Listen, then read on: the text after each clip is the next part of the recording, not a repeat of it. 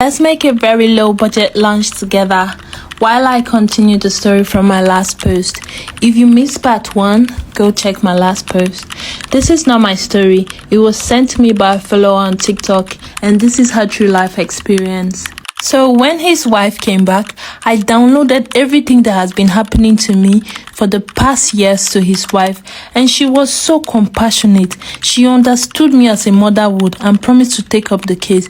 She promised to fight for me and get me all the justice I deserve. Her husband came back that evening, and after a very long talk inside the bedroom, this woman came out to tell me that I am a witch, that I am here to destroy her home. She beat me up that day, used razor to tear my whole body, and put pepper in every part of my body.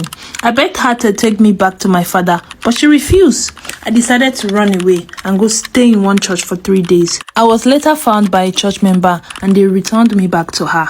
And then she took me back to my father. My father and stepmother refused to believe my side of the story. They believed the woman that I was a witch and I was out to destroy her home. How could I prove myself when my own father believed I was a witch instead of questioning my madam? Staying now with my father and my stepmother became worse for me. I was treated so bad until my brother came back. He was my mother's first son, and he was always there to watch after me and take care of me. He even enrolled me in a private secondary school. My father had a very terrible accident, so he went back to Anambra to stay with my stepmother. So I stayed in Lagos with my brother and my other step-siblings. My brother came to me to say that his friend wanted to marry me. I thought he was joking, but I later realized he wasn't. I had even finished secondary school by this time. My brother really pressured me, and when I saw that the pressure was too much for my brother, I had to just run away from home. I saw the pressure and everything from my elder brother was coming too much for the marriage and everything. So I left the house. I ran away from the house. I started living alone at Sangota under bridge. That's where I met other kids like me. We were all staying under the bridge and would sell pure water during the day. My life was more like a movie at some point.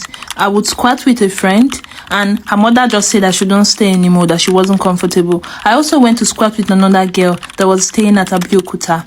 It was all fun and games until she chased me out one middle of the night, saying that her boyfriend is coming and he doesn't want to come and see any girl around. I started roaming the streets of Abeokuta that night until I met this very guy. I explained everything to him and he told me I should come to his house. I can come stay with him. And do you know the funny thing? When I reached his house, he was living with 5 other guys. May we just finish this story for part 3. Like and follow so you no go miss am.